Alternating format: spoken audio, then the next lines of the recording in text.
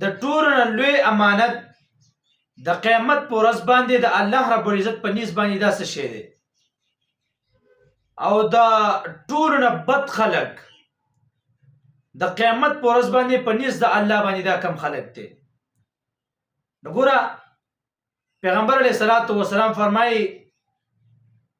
وی الرجل یبزی الی امرأة وتبزی الیه ثم ينشر سرها ښځه او خاون چې کمی پټې خبرې دي یو بل سره وکړي کمی پټې خبرې دي راز خبرې دي یا خاون دغه پټې خبرې خوري یا ښځه دغه پټې خبرې خوري نو پیغمبر علیه الصلاة والسلام فرمایي په نیز د الله رب العزت باندې د ټولو نه غټ امانت کې غوښتونکی څوک دی د الله رب العزت په نیز باندې د قیامت په ورځ نو ان اعظم الامانه عند الله يوم القيامه د ټولو نه لوی امانت کې غوښتونکی دا هغه خاوند دی چې د خپلې ښځې خبرې چاته نه کوي د خپلې ښځې خبرې هیڅ چاته نه کوي دې ته لوی امانت کې غوښتونکی وایي او چې کم خاوند د ښځې خبرې کوي یا کومه ښځه د خپل خاوند خبرې نورو ښځو ته کوي یا دغه رنګې دا سړی د خاوند د خپلې ښځې محاسن د خپلې ښځې پټې خبرې دا نورو سړو ته کوي نو پیغمبر علیه الصلاة والسلام فرمایي وان من اشر الناس عند الله منزلة يوم القيامة د ټولو نه بدترین خلک د الله رب العزت په نیز باندې د قیامت پر ورځ به دا هغه خلک چې کم سړی د خپلې ښځې خبرې نورو خلکو ته کوي یا کومه ښځه چې د خپل خاوند خبرې نورو خلکو ته کوي دا دومره لوی او عظیمه ګناه ده دې د وجې نه لوی امانت هغه دا دی چې تا ته خپله ښځه خبرې وکړي که پټ رازونه دي پټې خبرې وکړي هره خبره چي خو د ښځې خبرې به بل چاته نه کوي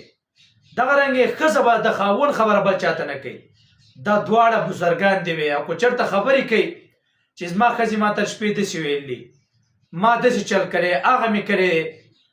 د ټولو نه بدترین خلک دا هغه دی وي دې د وجې نه د ښځې خبرې به چاته نه کوي ګپ پچ هر چا ساتي ملګري د هر چا خو لیکن دومره ملګرتیا به نه ساتي چې ته د خپلې ښځې خبرې چاته کوې ته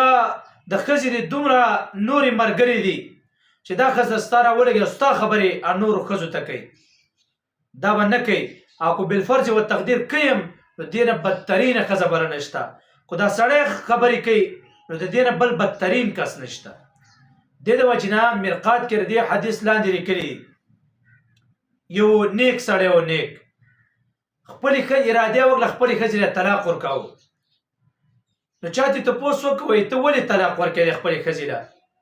هغه ورته وویل زما ښځه را زه له طلاق ورکوم ستا په ما کې څه کار دی زما ښځه را زه تا ته ولې قبایح ته بیان کړم زه له طلاق ورکوم زما ښځه را ستا په کې څه کار دی بیا لږ وخت تېر شو نو هغه ښځې له طلاق ورکړه بیا ورته هغه کس ته وویل تا خو د ښځې له طلاق ورکړه اوس راته ووایه چې تا ولې طلاق ورکړه بیا هغه ورته وویل چې ښه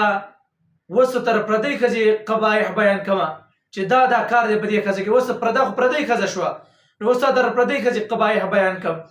نو ګوره څومره قیمتي خبره ده دغه بزرګ و چې دا زما په نکاح کې نو زه ته ولې قبایح بیان کړم زما ښځه کو هر څه قبایح پکې نو زه ته ولې قبایح بیان کړم بیا چې کله طلاق کړله وایي اوس پردۍ ښځه شوه هلک اوس تر پردۍ ښځې ولې قبایح بیان کړم